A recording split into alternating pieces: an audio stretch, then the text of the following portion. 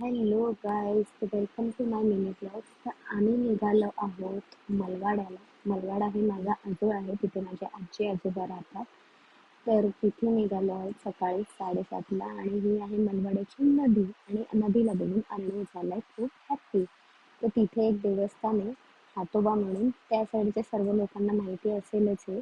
तिथे पाया पडले, देवाचे आशीर्वाद घेतले आणि मग मी गेली खास आजी आजोबांना घ्यायला. तिथे लागला होता आठवडी बाजार, शनिवारचा आठवडी बाजार होता, गावच्या साईडला असतो.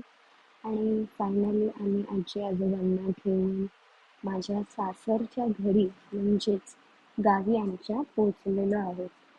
आजोबा माझे 86 वर्षाचे आहेत. त्यांची खूप इच्छा होती नातीचं घर बघायचं होतं, गावचं घर माझं.